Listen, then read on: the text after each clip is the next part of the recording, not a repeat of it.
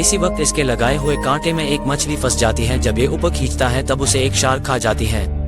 यानी इसे इस बात का भी पता चल गया है कि इसके आसपास शार्क भी मौजूद है। इस मूवी की शुरुआत में हम एक आदमी को देखते हैं जो कि इंडियन ओशन में फिशिंग के लिए आया होता है। सुबह जब इसकी आंख खुलती है तब ये देखता है कि इसके बोट में काफी सारा पानी भर चुका है। फिर ये जब अपनी बोट से बाहर आता है तब इसको पता चलता है कि इसके बोट के सामने एक कंटेनर है जो कि बोट से टकरा गया है। इसलिए ये आदमी सबसे पहले अपनी बोट को उस कंटेनर से अलग करता है। लेकिन जिस जगह से कंटेनर टकराया था वहां एक छेद हो गया है और उसी छेद की वजह से बोट में पानी भर गया है। इसलिए ये सबसे पहले उस बोट का वाटर पंप ऑन कर देता है ताकि इसके बोट से पानी बाहर निकल सके। लेकिन पानी भर जाने की वजह से वो ऑन नहीं हो पाता, जिसके बाद ये खुद एक हैंडपंप बना देता है और हैंडपंप की वजह से बहुत सारा पानी निकाल देता है। लेकिन अब भी उस छेद से बोट के अंदर पानी आ रहा होता है। अब धीरे धीरे अंधेरा भी होना शुरू हो जाता है, इसलिए ये बोट के अंदर एक झूला बना के सो जाता है। अगली सुबह से उस छेद को बंद कर देता है और फिर ये यहाँ से रेडियो की मदद से सिग्नल भेजता है। लेकिन रेडियो भी पानी भरने की वजह से खराब हो चुका होता है, इसलिए ये अब इसको ठीक करने की कोशिश करता है।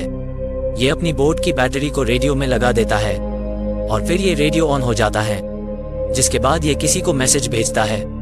लेकिन जब किसी का रिप्लाई आता है तभी अचानक से रेडियो बंद हो जाता है। इस बात से उस आदमी को बहुत गुस्सा आता है, जिसके बाद वह शराब पीने लग जाता है। अब थोड़ी देर बाद यहाँ पर बारिश आ जाती है। ये उस बारिश का काफी सारा पानी कलेक्ट कर लेता है। इसके बाद ये अगले दिन अपने एंटीना को ठीक करने के लिए बोट के पोल पर चढ़ जाता है। अब जब ये यहाँ पर अपने एंटीना को ठीक कर रहा होता है तब इसे अपने सामने बहुत बड़ा तूफान दिख रहा होता है जो इसकी तरफ बहुत तेजी से आ रहा होता है। ये देखकर उसे अंदाज हो जाता है कि वो तूफान इसकी बोट के लिए बहुत खतरनाक साबित हो सकता है। इसलिए ये बोट के अंदर जितनी भी बाल्टी डब्बे हैं सब में पानी भर लेता है ताकि इसकी बोट का वजन भारी हो सके और इसकी बोट तूफान की लहरों से ना पलटे। लेकिन इस तूफान के आगे इसका पालन फेल हो जाता है, क्योंकि जब तूफान आता है तब एक बड़ी लहर बोट को पलट देती है, पर यह किसी तरह इस बोट को सीधा कर लेता है। इसी दौरान इसके सर पर एक गहरी चोट लग जाती है और अब बोट के अंदर भी काफी सारा पानी भर जाता है। इसको देखकर इसको ये अंदाजा हो जाता है कि अब इसको बोट को छोड़ देना चाहिए, नहीं तो ये इसमें डूब जाएगा। अब ये खुद को बचाने के लिए बोट के नीचे जाता है और एक लाइफ बोट लेकर आता है और फिर इसको बोट में बांधकर बैठ जाता है। इसी तरह ये पूरी रात उस तूफान का सामना करता है और फिर अगली सुबह इसकी आंख खुलती है और ये देखता है कि इसकी बोट अब धीरे धीरे पानी में डूबती जा रही थी। इसे देखकर ये जल्दी से अपनी बोट के अंदर चला जाता है, क्योंकि उस बोट के अंदर अभी भी काफी सारा खाना और पानी है। ये अब बहुत सारा खाना और एक बैंडेड लेकर वापस से अपनी छोटी सी बोट में आ जाता है।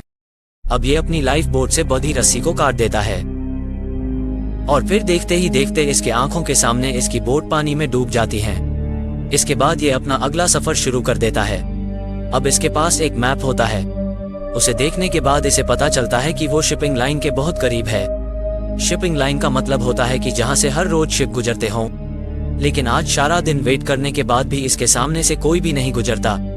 फिर इसके बाद एक बार और तूफान आ जाता है। इस तूफान को देखकर ये फिर से एक बार बहुत डर जाता है, क्योंकि इसे लगता है कि जब उसे उसकी बोट नहीं बचा पाई तो ये छोटी सी लाइफ बोट क्या बचाएगी।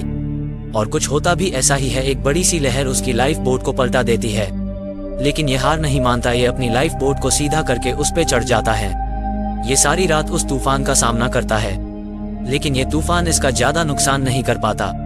अब अगली सुबह जब तूफान शांत होता है तब ये अपनी बोट से पानी निकाल रहा होता है। यहाँ जो उसके पास पीने का पानी होता है वो खराब हो चुका होता है और इसके पास जो खाना बचा था वो भी समुद्र के पानी की वजह से खारा हो चुका होता है। अब इसके पास ना तो पीने लायक पानी है और ना ही खाने लायक खाना, और ये ऊपर से तेज धूप की वजह से और भी ज्यादा परेशान हो जाता है। इस धूप की वजह से इसकी बॉडी डिहाइड्रेट होने लग जाती है। इसलिए ये अपने पास रखी एक कैन को काट देता है और उसके अंदर एक गिलास रखकर उस पर पन्नी लगा देता है, ताकि उस गिलास का गंदा पानी धूप की वजह से भाप बनकर उस पन्नी पर आ सके, जिससे वो गंदा पानी पीने लायक हो सके। इसके बाद ये कांटा लगाकर मछली पकड़ने लग जाता है। इसी दौरान जब ये अपना मैप चेक कर रहा होता है तभी इसके सामने से बहुत बड़ा शिप गुजर रहा होता है। उसे देखकर फलेया जला के चिल्लाने लग जाता है, लेकिन इस शिप में बैठे लोग इसे देख नहीं पाते हैं और शिप इसके सामने से ही गुजर जाती है। उसको दूर जाता देख वो बहुत सैड हो जाता है, क्योंकि उसमें बैठे लोग इसे देख लेते तो ये बच जाता। इसी वक्त इसके लगाए हुए कांटे में एक मछली फंस जाती है। जब ये ऊपर खींचता है तब उसे एक शार्क खा जाती है, यानी इसे इस बात का भी पता चल गया है कि इसके आसपास शार्क भी मौजूद है। अब रात को भी यहाँ से एक और बड़ा सा शिप गुजरता है। उसे देखकर भी वो अपने पास रखी एक फेयर गन को चलता है, लेकिन इसमें बैठे लोग भी इसे नहीं देख पाते हैं, यानी अब इसकी किस्मत भी इसकी साथ नहीं दे रही होती है। अगले दिन इसके गिलास में कुछ पानी भर जाता है, जिसे पीकर वो राहत की सांस लेता है। जिसके बाद ये अपने मैप को फिर से देखता है, जिसे देखने के बाद इसे पता चलता है कि ये अब शिपिंग एरिया से बहुत दूर आ चुका है, यानी कि जो शिप इसके पास से गुजर रहे थे अब नहीं गुजरेंगे। ये जानकर इसे बहुत दुख होता है और ये अब अंदर से बिल्कुल टूट जाता है, क्योंकि अब इसको पता चल चुका है कि अब इसको यहाँ से बचाने कोई भी नहीं आएगा।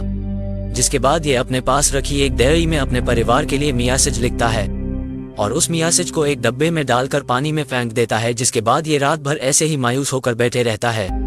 आज की रात ये अपने पास फिर एक शिप को देखता है।